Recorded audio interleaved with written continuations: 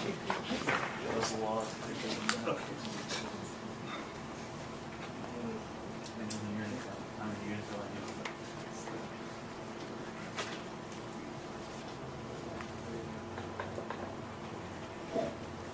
Hi, my name is Dan Park, and gambling and sports have been around as long as human interaction.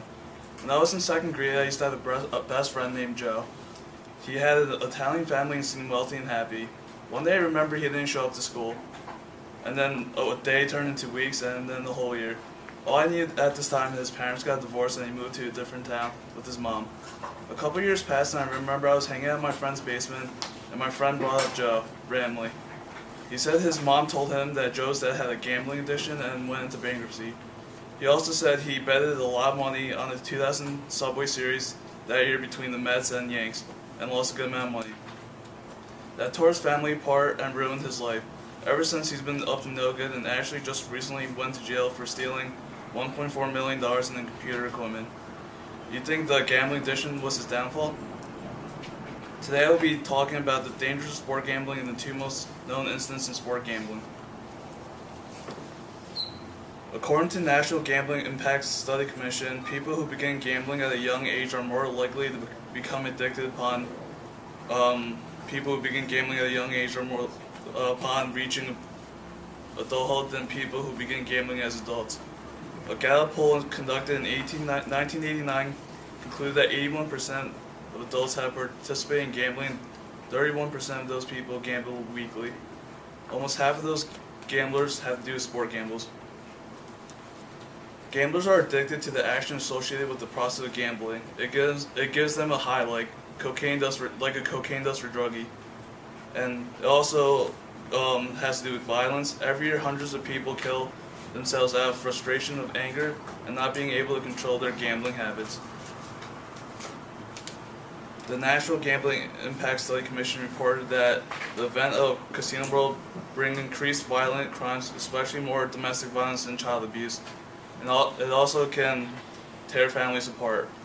Wagering money meant for bills and not knowing when or how to stop placing bets can bust the house budget.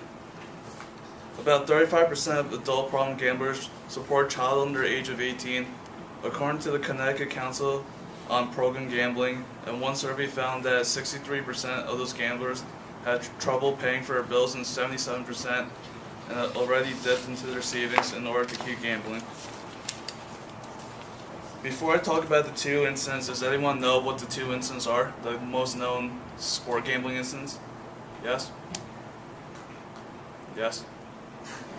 Oh, I thought you were raising your hand. I'm answering your question. You said, who knows? I said, I know. Can you explain the two? I'm not going to. Can you? Pete Rose and the Black Sox. Exactly. And there was no one single mastermind behind the idea of it, the fix, but William Thomas Burns and Billy Mayherg were the two most that stand out. Burns was an ex-major pitcher and was the connection to the players, and Mayherg was the gambler with the connections on the ground. The two men approached two of the White Sox players, pitcher Ed Cicotte and first baseman Arnold Gandil, about fixing the World Series. The players realized it would take more than just two of them to ensure a proper fix, and after speaking to a few members of their teammates, they added 6 more to the skin. And after they got caught, it couldn't happen at a worse time. A post-war depression was starting to sink in, and racial tensions were reaching a boiling point. The first commissioner of baseball, Kensaw Mountain Landis, suspended each of the players and initially promised them reinstatement if they were found not guilty. But he still banned them all for life in spite of the fact they were all clear of criminal charges. The Black Sox scandal of 1919 started out as a few gamblers trying to get rich and turned into one of the biggest and easily the darkest event in baseball history. It also made many people in America lose faith in the game, and they loved and changed the game it is today. The second scandal I'm going to talk about is the Pete Rose scandal. And Rose was investigated by Commissioner Giamatti in 1989 for betting on games while managing the Reds. The investigating lawyer claimed that he had bookie records for bets on 52 games that year, equaling 10,000 daily. and the confession finally came out in 2004. For 15 years, Pete Rose has lied about gambling on his own team while he was coaching. He said, "I bet on my team every night. I didn't bet on my team for 4 nights. I was wrong," said Rose, who accepted a lifetime ban for gambling in 1989. "I bet on my team to win every night because I love my team. I believe in my team," he added. "I did everything in my power that night to win the game." And his punishment was he can never be in the Hall of Fame. Pete Rose is the all-time leader with 4,256 hits, played in 3,562 games, and his achievements will never be recognized in the Baseball Hall of Fame. In 1989, Rose agreed to be put on the ineligible list for baseball.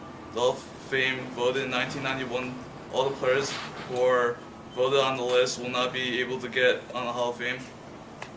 Pete Rose is arguably the best player in history to play and not make the Hall of Fame. As you see, those are the 8 players that are involved in the Black Sox, and that's Pete Rose confessing to the commissioner. And these are the most 2 horrific sport gambling incidents, and I believe it changed the game this day. Sport gambling kills reputations, tears families apart, leads to violence and suicide, and simply ruins the pure beauty of the game. Thank you.